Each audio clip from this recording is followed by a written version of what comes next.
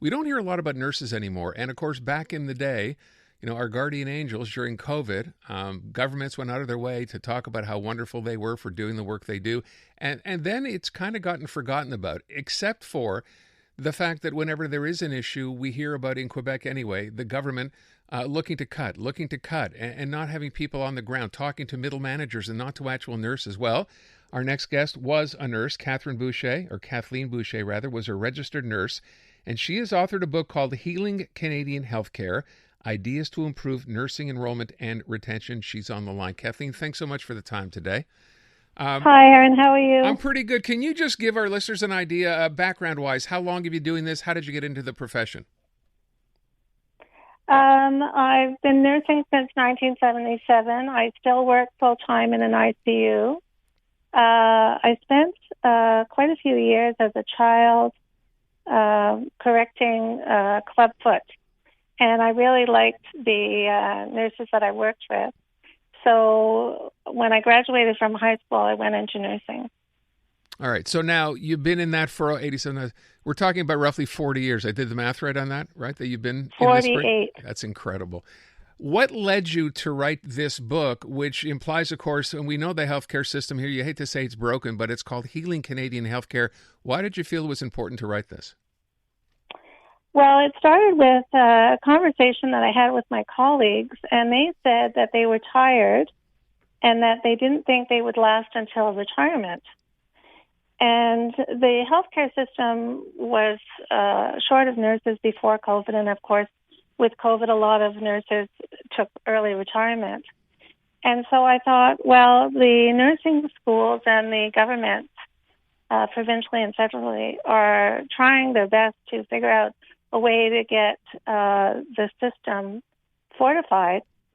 And I thought, well, maybe we should take a different approach. Maybe we should ask all of Canada to help us strengthen the healthcare system, which is a rather lofty goal. Mm-hmm. But I thought if we can do that, then we are really helping everyone. So if you look back on how, and I don't want to necessarily get into how nursing has changed overall, but why are we in worse shape now, do you believe, than we were, say, when you first started or that long ago?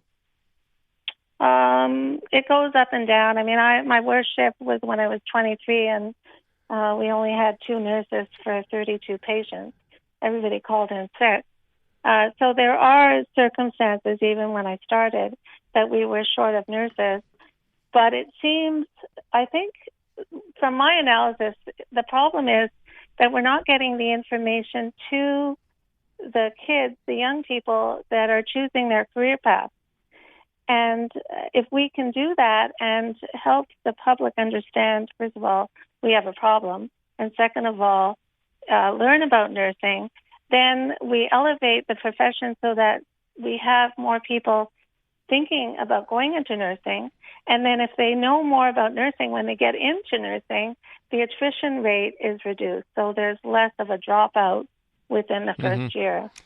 Can I ask why you think fewer people are choosing? Like, what in the profession is making these people decide, you know what, this is not for me? You mentioned people who work in it now who are tired. What are young people who choose or otherwise might have chosen to go into the profession making their decisions now based on what? What are they hearing, do you think? You mean based on why they're staying, or based on based on why they don't want to get into nursing at all? I mean, we used to have people who, would have loved to. Okay, so here's I think we have a lot of bad press about nursing, but nobody talks about how great it is and the benefits that go along with nursing. And nobody talks about the many things and the many specialties that you can go into. Do you want to just to cite some of the things that you can go into in nursing? Well, so you mentioned, no, you don't have to, but I mean, there are different areas you can go into. I'm kind of more concerned with why people are choosing not to go into nursing in general. Because I don't think they know about nursing. I don't think they know what nursing is all about. And I think the public gets their information from TV shows. Mm-hmm. Which glorify it or make it worse? Oh, it makes it worse. Does it? Because here's the thing. There was a study that showed that the public puts doctors on pedestals and nurses are servants that just follow doctors' orders. And that's not the case. The case is it's a completely different mindset. Nurses and doctors work as a team, and nurses are the eyes and ears for any potential problem that shows up and then notifies the doctor. So say you have an ICU patient and you've got a low blood pressure and the doctor orders dopamine. But dopamine can raise the person's heart rate. So the patient has a heart rate of 135. The nurse calls back the doctor and says, I can't give dopamine. I need something else because the heart rate's 135. If she did it blindly, she would make the person worse. So the nurses look after patients and are always on a lookout for potential problems that can make the person worse, and then notify the doctor, this is what's happening. So the doctor has a different education, but they have to work cohesively with nurses. I would ask, just as we wrap up, how do you think, and I know part of the book, I think towards the end, talks about, getting the public involved and understanding what nurses do. How does the public, or what should the public do with respect to acknowledging nurses, do you think? I think the easiest thing for the public to do is look locally at who is working as nurses and highlight their skills, whether it's editorials in newspapers, radio, podcasts.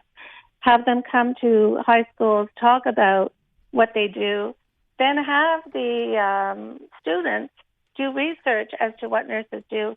Pick a specialty that they like. They might not want to go into nursing, but they know that their parents or their grandparents or their aunts and uncles may need to be in the medical field. So it's a good thing to know about nursing. Good idea. Good place to start.